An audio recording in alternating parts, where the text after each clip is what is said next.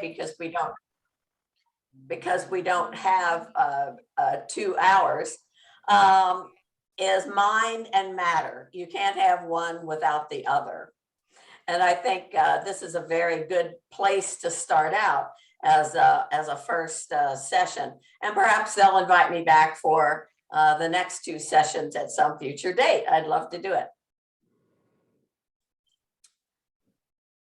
So first of all, just by way of introduction, I don't know how many people are really attuned to Buddhist philosophy. I study Hindu philosophy as well, because of course Buddhism grew out of Hinduism.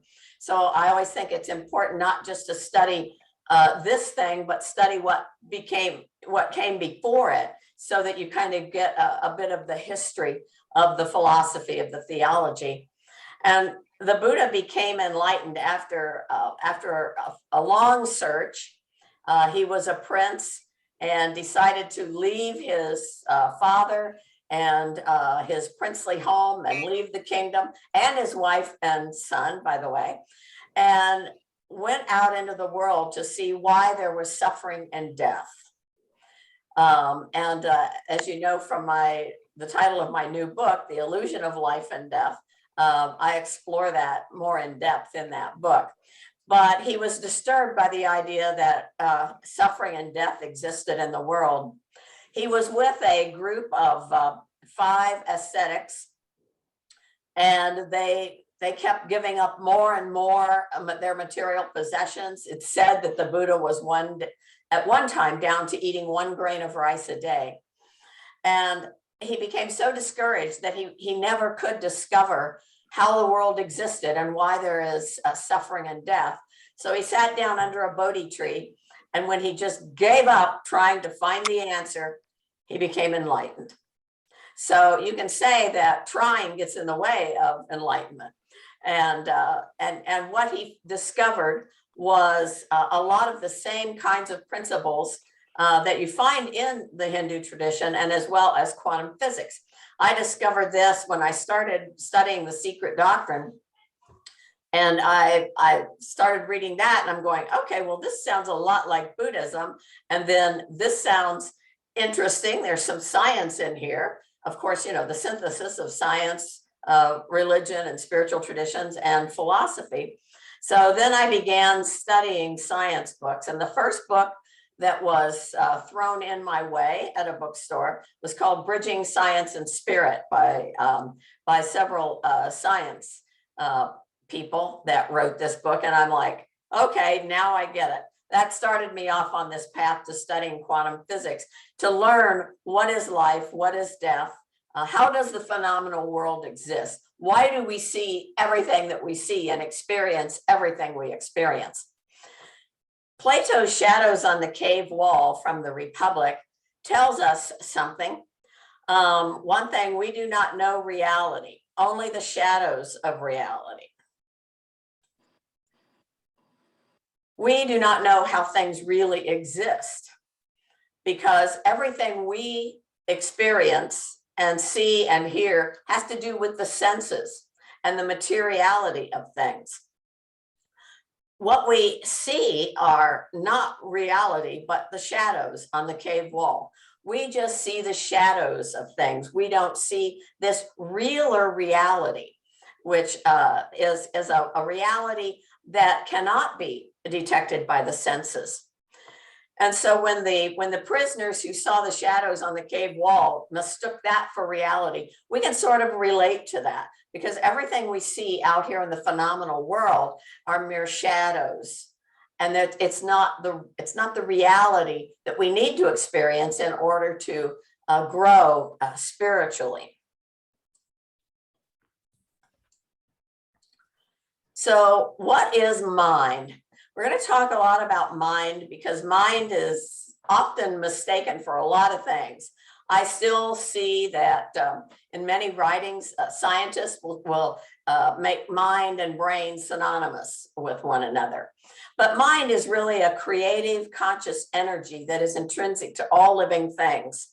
If you read in The Secret Doctrine, Blavatsky discusses the idea that everything has mind, everything evolves from mineral to insect, to plants, to animals, finally to humans. So we go through this whole evolution, but everything contains mind. Mind is the seat of consciousness or awareness, is the creator of our reality. And when you think of mind, it's in Buddhism, it's the heart chakra. Mind is the center of the heart chakra. It's what makes us aware. We have this consciousness that makes us aware of the world we are experiencing when we are awake. But there are other levels of consciousness too, which we will discuss.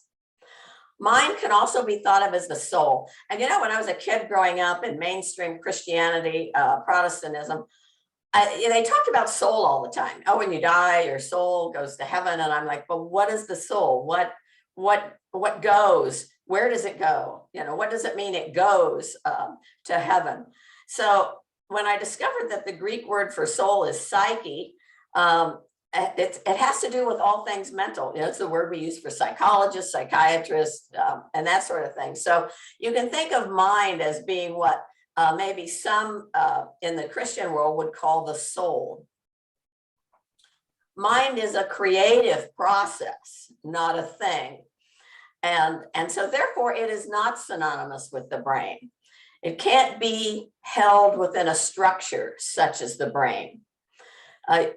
When people ask me to explain the difference, I tell them, well, the brain is the hardware, the processor of the information, and the mind is the software. So you've got the hardware, and if you open up our computers, maybe the hardware all looks alike. You have a hard drive. They call it a hard drive, and it's got all these things in it. I have no idea how it works. I just want it to work when I need it to work. But I use it maybe differently than you use your computer. The way it's processed is the way I use it. And it's this process. Mind is the software. And whether I use it I use it mostly for writing. And so I'd say, well, that's what I use. Some people use their computers for designing graphics or designing pictures. And so we all use it differently. It's interesting that Einstein's son donated his brain to Princeton. And because the scientists there wanted to see what it was about Einstein's brain that made him so smart, that made him a genius, actually. But what they found out was his brain looked like every other brain they had studied. It didn't have any special shape or form. It didn't have any special nerve endings, or there wasn't anything special about Einstein's brain. But what made Einstein special was his mind. And that's why I think it's important to understand the difference between our mind and our brain.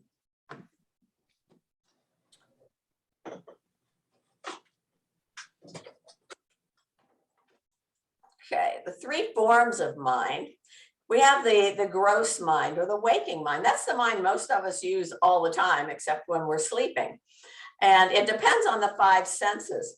The downside of this is that the five senses create illusions. They create Maya. Maya is the Sanskrit word for illusion. And we become deluded. And it's this deluded mind that gets us into a lot of trouble. And so we have to remember that everything that we're seeing out here is not the real reality, because it does depend on materialistic things. Materialists are known as people who only believe what they can apprehend with the five senses. And yet, as theosophists, as students of spiritual traditions, whatever that might be, whether it's Buddhism, Hinduism, whatever, we know that this is not all there is. Then there's the subtle mind, and that's the mind of dreaming and of death. The Dalai Lama explains it really well in his book that he did a number of years ago called Sleeping, Dreaming, Dying. And he discusses the levels of the mind. And it's when the deluded mind drops away And we know there's no inherent reality in any of the phenomenal objects that the gross mind misapprehends as real. You know, when we're dreaming and we wake up, we go, well, that wasn't real. I know that wasn't real. And yet it seemed real when we were in that dream. And yet we know that that dream didn't have any inherent reality from its own side. Well, this life is the same way. There's no inherent reality. There's the very subtle mind, which endures after death. And after death, the process is complete. It's called the clear light, or rigpa in Sanskrit, emptiness. In Buddhism, you'll hear a lot about emptiness, particularly the saying in Zen Buddhism, form is emptiness and emptiness is form. And that's very much like what quantum physicists tell us as well. So we have all this mistaken apprehensions of things around us. And we have to look and say, okay, what is real? Okay, so how does the world appear to our mind? And does it appear, or is it created? And we'll talk about that. The world appears to us as a distinct separate entity that we call reality. There's you out there and me in here. And this is a duality that is created, and it has a purpose. If we really were of the mind that we didn't see this separation, it would be very hard to navigate the material world. If you ever get a chance to read Jill Bolte Taylor's My Stroke of Insight, or you can also watch her TED Talk. She did a TED Talk on this a number of years ago, but I'm sure it's still on the internet. Everything's on the internet. Everything you ever do is on the internet. And she explains it very well. When she woke up, she was a neurobiologist. So all she did was study the mind, actually the brain. She studied the brain and tried to work on how it related to what she termed the mind. And so she understood the brain very well. So when she woke up one morning, she knew she was having a stroke. And so she thought, okay, I've got to get up. I've got to go to the bathroom and get some cold water on my face or something. So she got up, she went to the bathroom door, and she put her hand out to push open the door. And she saw her hand go through the door. And so when we think that everything out here is real, solid, permanent, will exist forever, existed before we came to this level of consciousness, will exist after we leave it, is all false information. And so I think that's important to remember, that nothing exists in the way we think it does. All phenomenon, and I heard this over and over when I was studying at the Buddhist Center in Phoenix a number of years ago, all phenomenon is created in the mind by the mind. Nothing has any inherent reality from its own side. And I think that's important, especially when it comes to practicing non-attachment, getting attached to things that we feel are permanent, things that will never go away, because when those things go away, what happens? We suffer.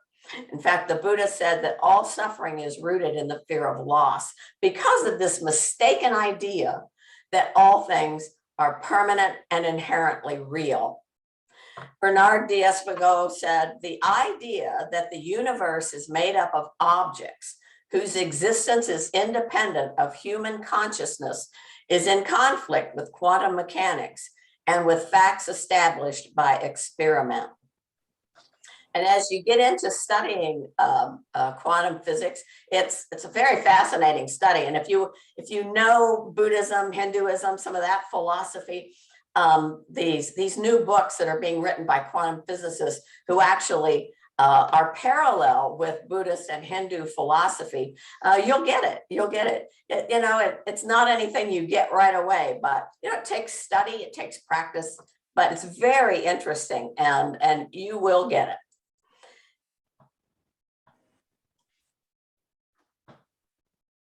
Let's one more. There we go. So Buddhism and quantum physics meet. In Buddhism, thinking that the external objects that populate our experience exist independently of our consciousness is termed wrong view, which is based in confusion and ignorance of how things truly exist. You know, the three poisons in Buddhism are attachment, hatred, and ignorance, but not ignorance of book learning or ignorance of intellectual knowledge, but ignorance of how things truly exist. And so it's wrong view. You know, there's the Eightfold Noble Path. After the Buddha gave the Four Noble Truths, which are life is pain and suffering. You only suffer when you want life to be different than it is. And there is a way out of suffering. And that way out of suffering is to follow the Eightfold Noble Path. And right view is one of the Eightfold Noble Path. And it is the view that nothing exists inherently. All is empty of inherent existence. And this too is what the Zen Buddhists mean when they say form is emptiness, emptiness is form. We see form, obviously we see form. You know, we know that you're sitting in a chair, you're looking at a computer screen, we see form, and yet to believe that it has any inherent existence is wrong view. So right view is the view that nothing exists inherently. All is empty of inherent existence. All phenomena are created in the mind, by the mind. And I would say that's a very helpful phrase to remember the next time we start thinking, oh, gee, this is permanent. This is going to be forever. And whether that's something good or something bad. You know, my mother used to tell us all the time, especially when we had to go to the dentist, she would say, oh, nothing lasts forever. Tomorrow it'll all be different. And and that's very true. And you have to remember that. Okay, down here.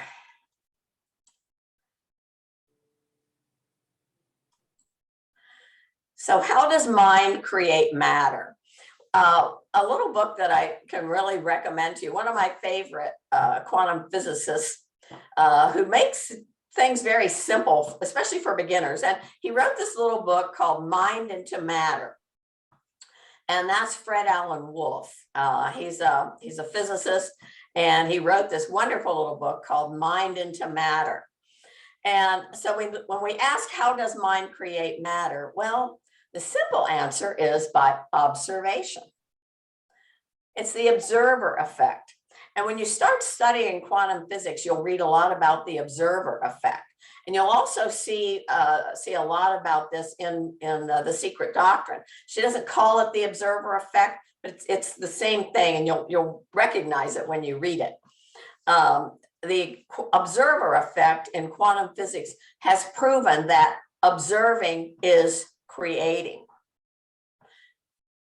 Ultimately, we end up as a participant in our own creation, like a dream. We create our own dreams.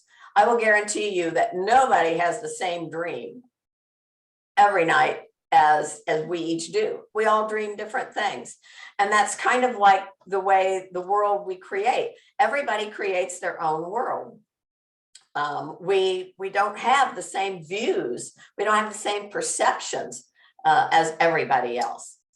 And so ultimately, we are just participants in our own creation. We create the world around us.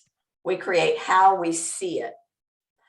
And again, mind and brain come into play here. You can look at a beautiful painting. You might think it's beautiful. The other person may think it's really ugly. So while we can agree that we're looking at a painting, we can't agree on whether or not that painting has any value to us, either through its beauty or the price or whatever. So in our act of observing the universe, we are actualizing the universe. So when we observe the universe, we actualize the universe. And how does this happen? Well, everything exists in two ways: as waves of energy, also called probability waves or possibility waves, and particles of matter. These particles, when you observe these energy waves, which we're doing all the time, then waves of probability collapse into particles of actuality. So that's therefore in our act of observing the universe, we're actualizing the universe. In Buddhism, this is also called dependent co-arising, or the law of dependent origination. And quantum physicists have proven this time and time again, that the way we look at things, that even when they're doing an experiment, if they're doing an experiment and they are actually watching the experiment, they have found that their thoughts, their expectations actually change the outcome of that experiment. In Buddhism, this dependent co-arising, or the law of dependent origination, we can kind of look at it as a movie projector, you know, the old time movie projector with the reels, and it goes through. And we know that in actuality, it's frame by frame by frame by frame, but it's going so fast using energy, electricity, and light that goes through the frames, that it is really not what we think it is. And that's the way we see things, but it happens so fast. It's a rise, everything is arising and falling away, arising and falling away, nanosecond by nanosecond, just like a film strip going through a projector very fast. It all looks like one solid event, when in fact it's not. It's frame by frame by frame. So that's kind of what I like to think of when I try to explain this dependent co-arising. And it depends on how we look at it. It depends on our observation to exist. Werner Heisenberg said the transition from the possible to the actual takes place during the act of observation.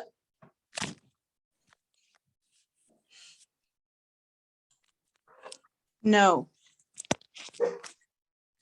How mind creates reality. In the beginning, there were only probabilities, says Martin Rees. At the quantum level, there is no phenomenality. Quantum entities are not real in the way we usually think of as real. They have no independent intrinsic existence. They don't exist on their own, and they cannot be said to exist when not being observed. So I think this whole idea of learning to observe and knowing that our observation is creating the world around us. There's, as Fred Alan Wolf says, there is no out there, because all is being created in the mind. And so there's, you know, we like to think of it as you out there, me in here. And at another level, at a realer reality, there is an idea of oneness. And that's another topic for another time. But it's a oneness that we don't experience on this level of consciousness. David Bohm, and if you've ever seen Krishnamurti's interviews with David Bohm, they're amazing. There's even a book, you can buy a book that has their conversations actually written out so you can read them. But I think the Theosophical Society presented this film maybe a year ago, maybe 2 years ago. It's really good. David Bohm was he was kind of a cohort of Einstein. And David Bohm said, I'm saying that everything is the observer and everything is the observed. The seemingly separate parts are false appearances that occur only in our minds. And often people ask me, well, what if I'm not here? What if, you know, do things exist even though I'm not here? And the short answer is no. Things do continue to exist with all the observers that are still on this level of consciousness, but they no longer exist in the way we think they do. And you always have to have that caveat. You know, the way we think things are and the way they really are two different things. And so I would recommend reading David Bohm's work. He's really good. And his conversations with Krishnamurti are just outstanding, just outstanding.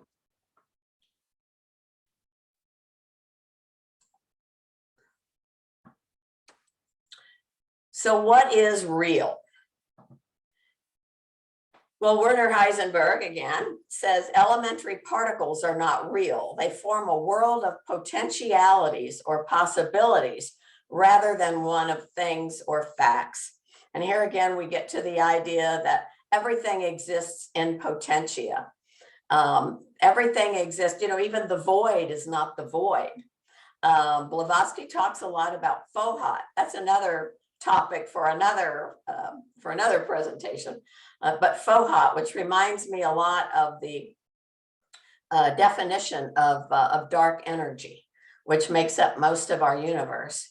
And so everything exists in potentia, waiting for an observer to turn potentiality into actuality. The scientist Henry Stapp said, "We live in an idea-like world, not a matter-like world.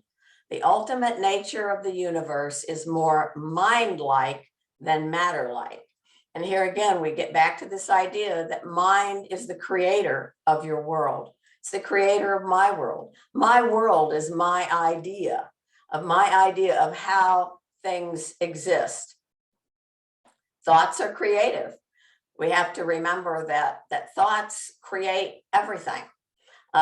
There's even, I was reading this morning, Paul Brunton, very interesting philosopher who I think must have studied theosophy at some point because it sounds so familiar to me in that vein. That thought is, even in the New Testament, he looks at the Gospel of John and how word and thought became things. Thought and word. You think, you say, and it becomes. And so all matter is a manifestation of mind or thought. It's all is mind, one mind. And again, that's getting a little bit more higher up into the realer reality, but all is mind. There's nothing but mind, even in the void. Even in the void, there is mind.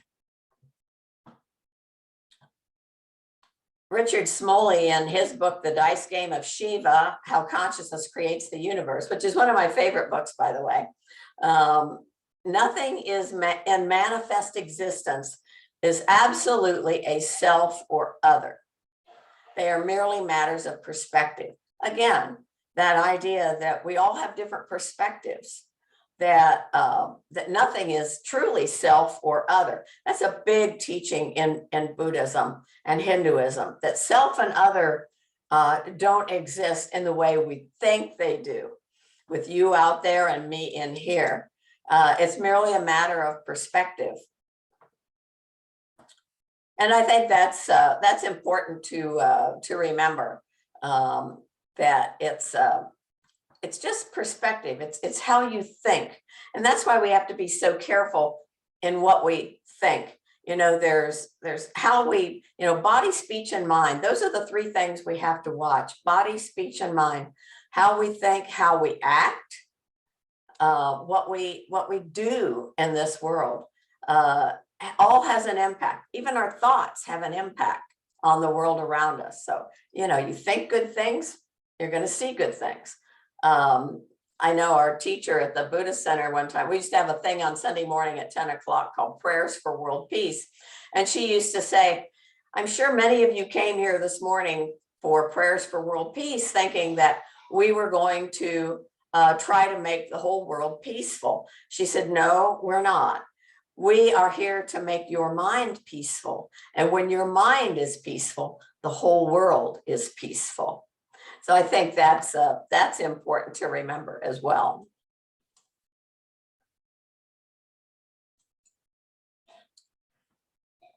The I is the observer, Purusha. And if you study Ravi Ravindra's commentaries, his books, wonderful books. Science and the Sacred, amazing book. His commentary on the Bhagavad Gita. And in the Secret Doctrine, you'll see a lot about the I is the observer, Purusha, and determines what we know, or prakriti, as an objective world. And that's a whole study in itself. You could spend years studying just those two terms and the implications that has on how we see the world, how we create the world, and how we see the world. Niels Bohr, also a cohort of Einstein, developed the complementarity principle. The physical universe can never be known independently of the observer's choices of what to observe. What the observer chooses to look at determines what he or she sees. This is so important to remember. What you choose to look at determines what you see, because you know we can all look at the same thing and see something different. And so our focus should be on reality. Our focus should be on looking at things differently. That's the whole purpose of the Eastern traditions, is to learn how to look at things differently. It's what the quantum physicists are helping us to do, is look at things differently. Because when you change the way you look at things, your whole life can change. It just depends on what you are seeing and how you look at things. So focus on reality is important. I really appreciate, I'm not sure how much time I've taken up. Maybe we have time for discussion. That would be great too. Ron's running the show here, so I'll turn it over to him if anybody wants to discuss or anything. That'd be great. Well, thank you, Claire. Folks, it's time to unmute your microphones. Please go to your electronics and unmute so that you can discuss things with us. And this is not just a one-way or two-way deal between Claire and I, or you, the individual. This is a kind of a group. We've all heard the same words, but yet we all heard different meanings. So pull it together. Think about a nice question that you may have regarding your life. Or comment, or discuss it. Well, feedback is good too. So let's bounce around just a bit. I see there are no people that have taken your gear off of mute. Come online, learn, ask questions, grow. Remember, your perspective is your perspective. Please share.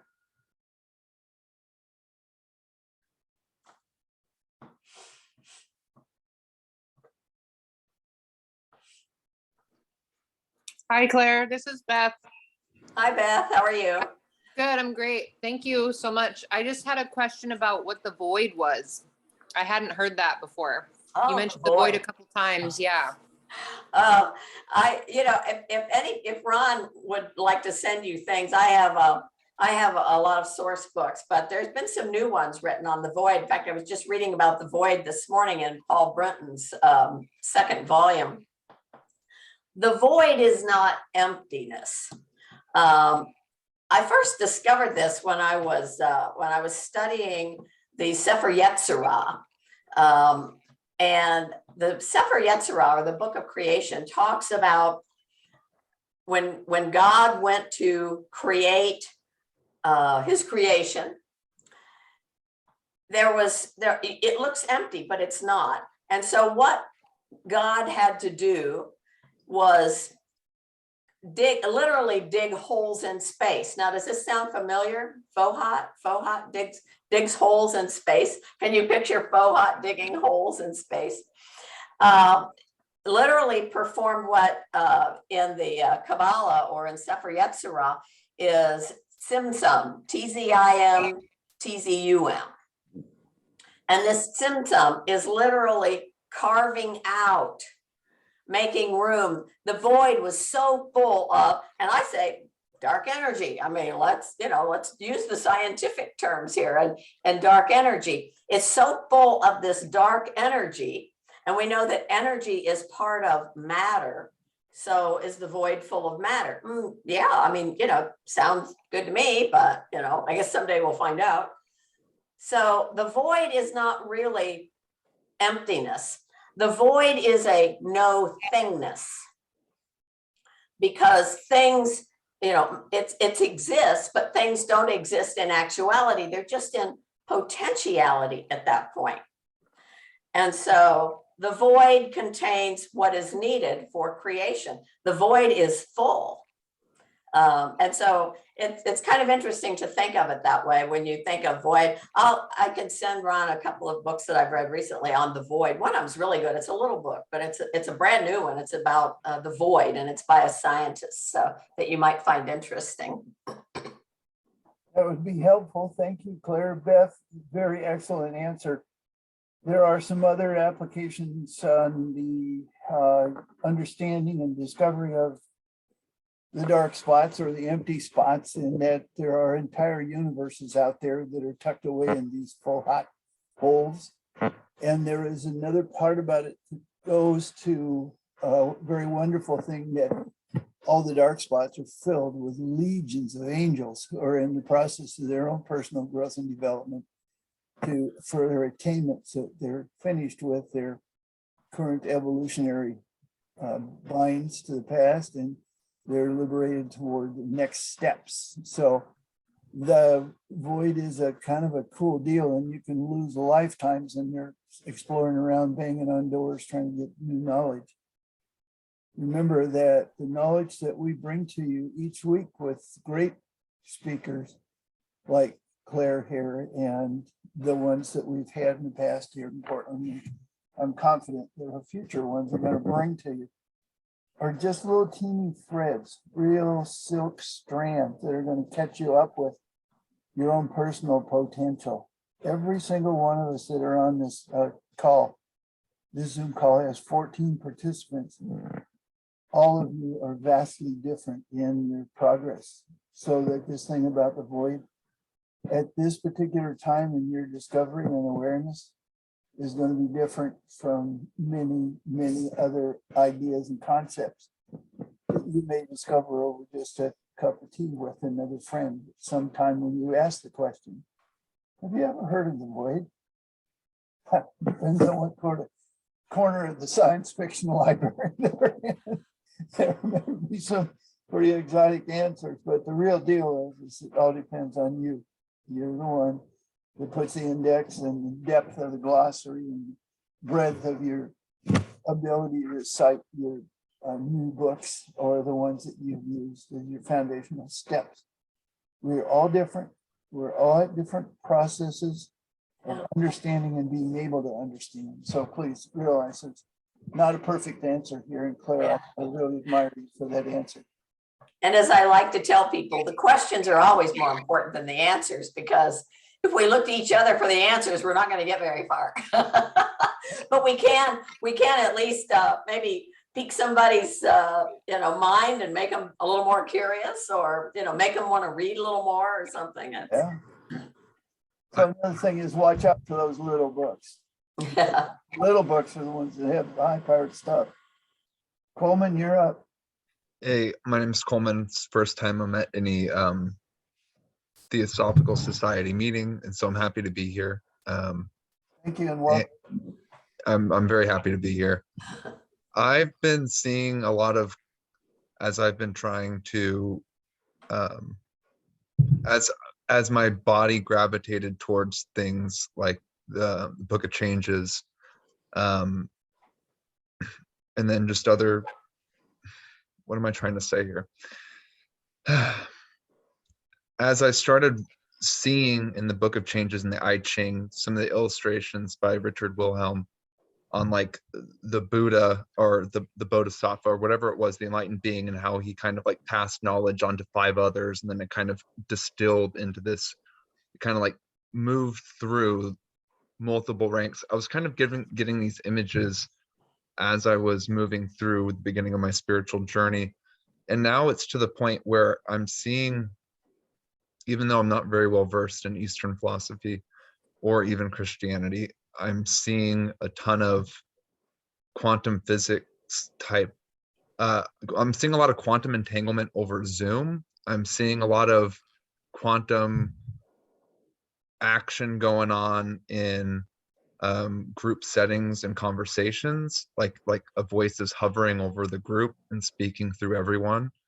I'm seeing in workouts in the morning, like the workout instructors, like the shaman for the entire group, and like you could just literally like listen to the person's voice and like make, even though they're talking to someone else, you could use it for your own improvement somehow, like it's correlated to you still. So there's all these weird quantum entanglement things that I'm seeing that correlate and running into my spirituality as well. And so that's why I'm here.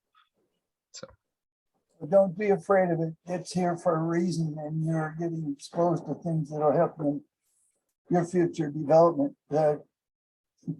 Judy and I both share the same shaman with our workout guy. He's pretty phenomenal and very young, and is still in the process of making a very big difference out here in Merrillhurst, Oregon type community. So where I look to this for you making your comment today about your awakening and your awareness, the most important thing that I learned at that phase in my life is listening.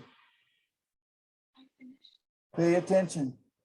You're lost, you're stuck, you're in the forest, and you can't see the world. And all the trees are in your way. Stand still, Coleman. Pay attention. The trees know where they are. feels like my vehicles are all dead underneath me, and it feels like I'm only able to communicate through like YouTube videos. Wiggle your toes, buddy. Those trees. You got a lot around the outside of it, and you're in charge right now. If you're awakening, you've got the spark that everybody else is trying to help. We're all here to make sure that you have a chance to have a fair chance. Now, just a moment ago, I noticed that Hatem came off of mute. Do you want to speak, please? Maybe not, I missed that. Okay. More help from others. Oh, there he is. Look, or she, I'm sorry. There you are. Come back. Hello. Yes, hello. Hi. Hi, everyone. Thank you for, I'm really glad to be here. And thank you to Claire.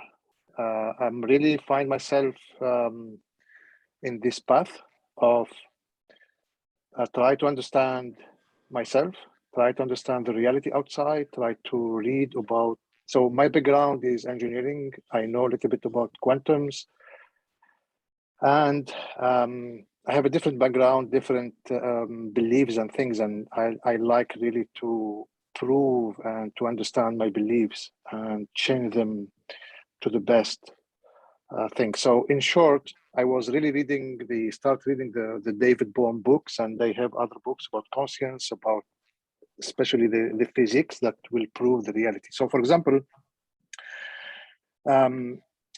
it's really, means when I will say it, but I will explain it a little bit quickly, but it's a mind-boggling to understand how the mind is working.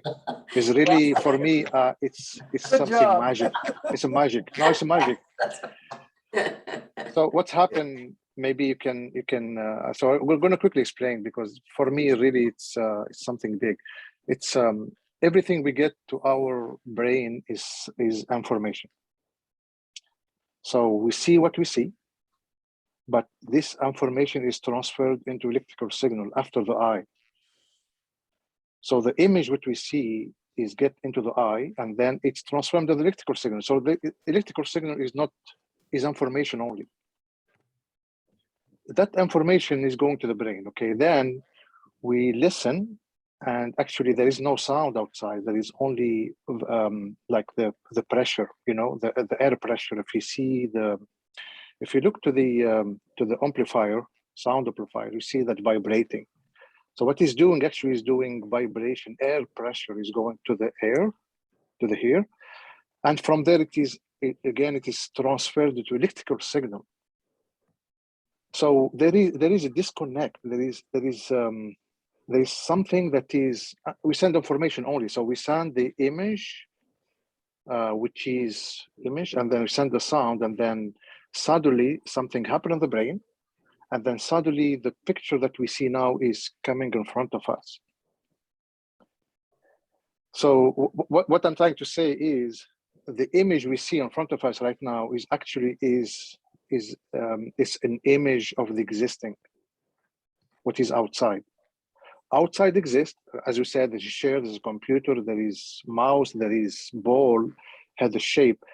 But the brain is reconstructing that information based on the electrical signal we have, is reconstructing that information, is taking the air pressure and transform it into sound.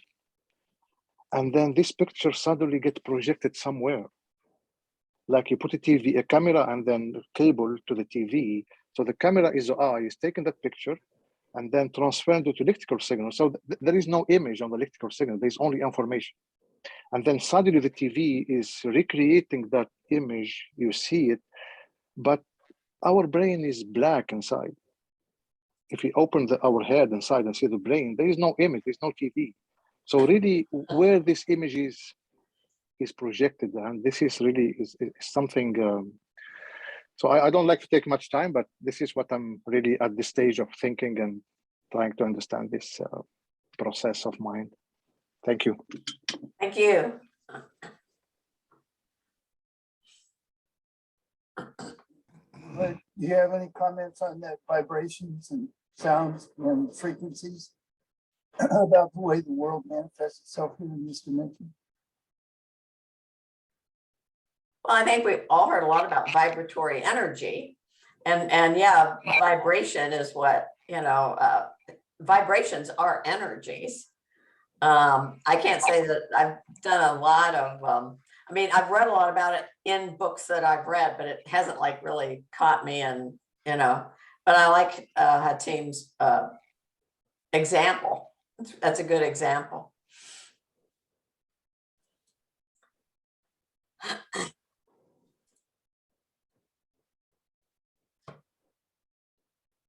Looking at the board and seeing that not many more of us are coming open. David, you've got your mute off. You have something you want for us? Yeah, I enjoyed this very much. Claire, thanks for the time and the energy and the brain power you're putting forth. It's terrific. You're welcome. I'm curious, as you've spent time in this sort of comparative study of Buddhism and quantum mechanics, if there are any things that have risen for you in terms of how you show up ethically in the world.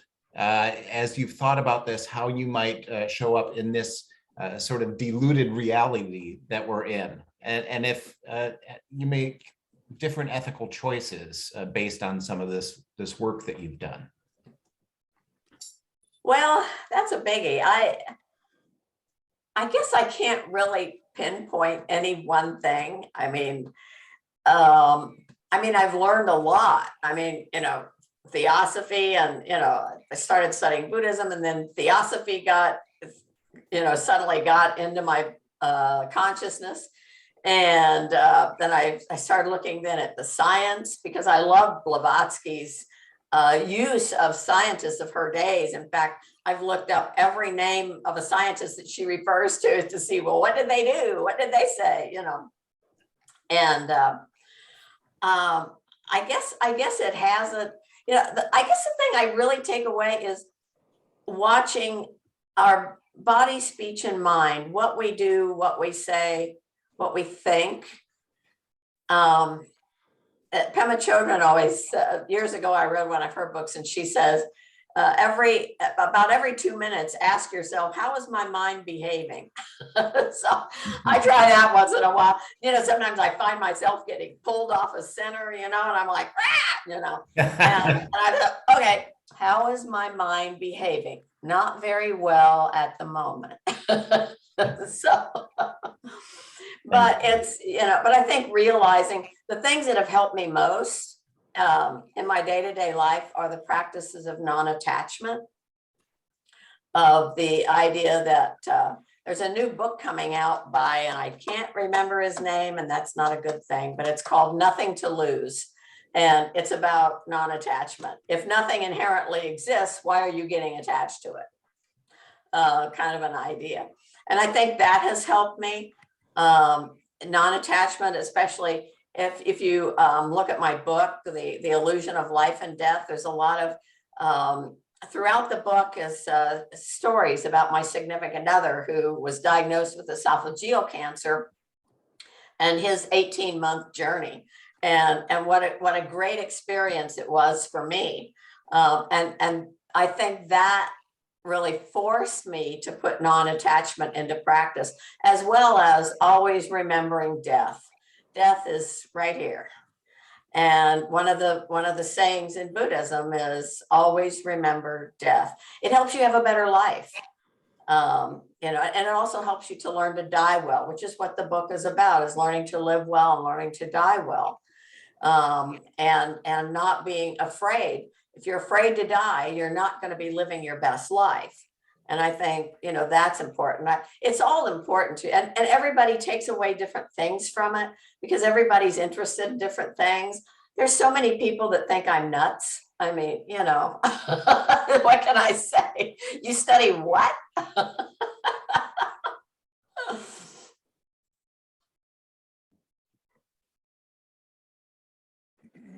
That was really good, Claire. Thank you. Any further comments here? We're coming close to the end of our hour. Hi, this is Mahindra. I have a question. Yes. Hi, Claire.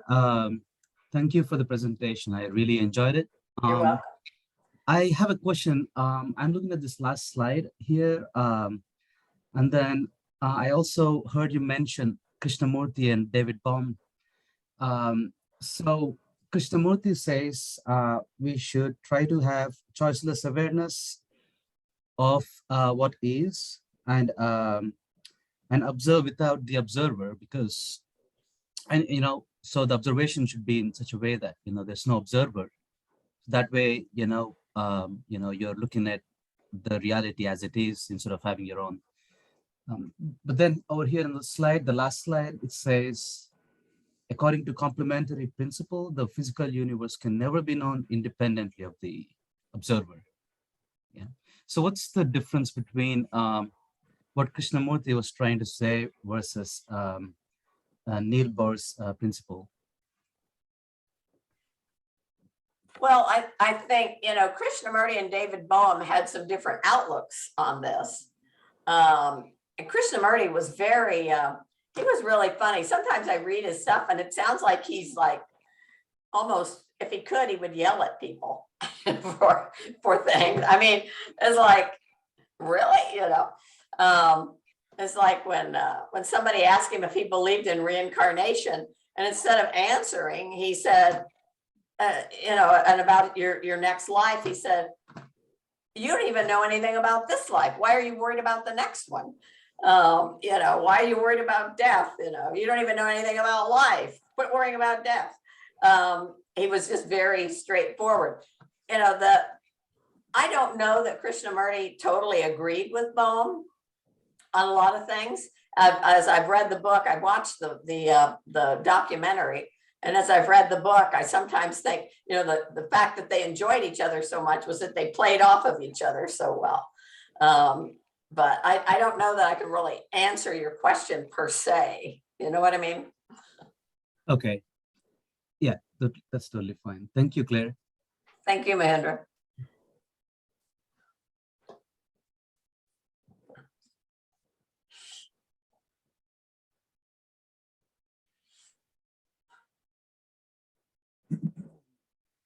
No additional input appearing here. I'm going to point out the fact that this has been a wonderful exchange of information, and perhaps more than you'll get a hold of right now. So, Claire, thanks for sharing this important information with us. Thank you. In the awakening and the causing of your personal awareness over a period of time, you may want to reach Claire again, but you would have forgotten. This darn problem about information retrieval sometimes is difficult. But if you would please, folks that are on the line with us right now, Clare Goldsberry, that's C-L-A-R-E Goldsberry with 2 R's at gmail.com. 47. It's Clare Goldsberry 47. 47. Yeah. I'm at so Gmail. nervous about that 44. I can't say 40 anything. 47. That's when I was born, not 44. All right, I got it.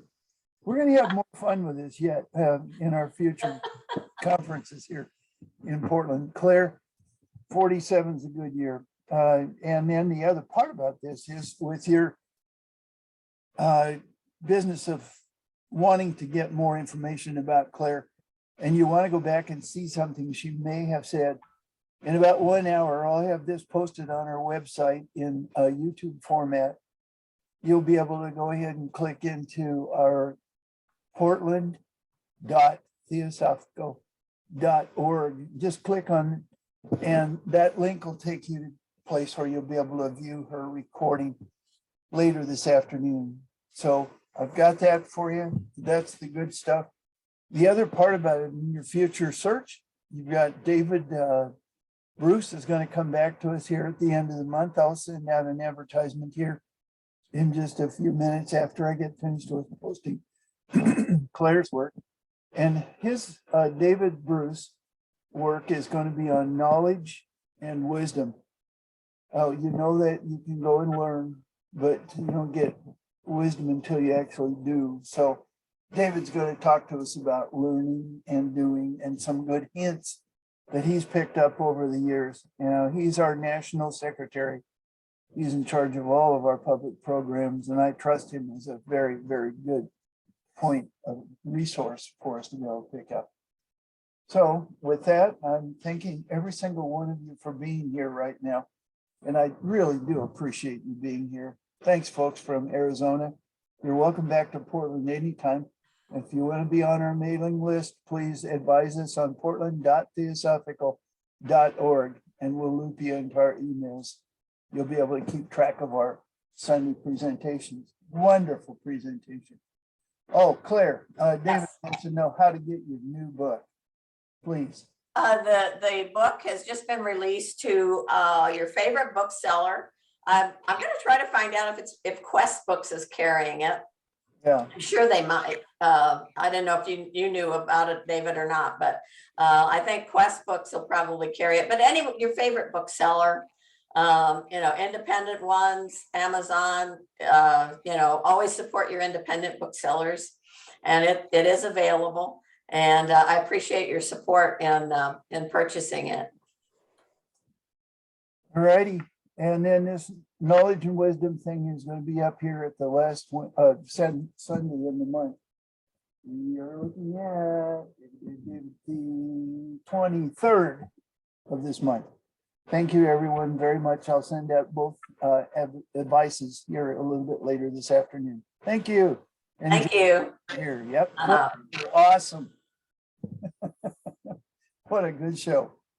Bye-bye now. Bye-bye.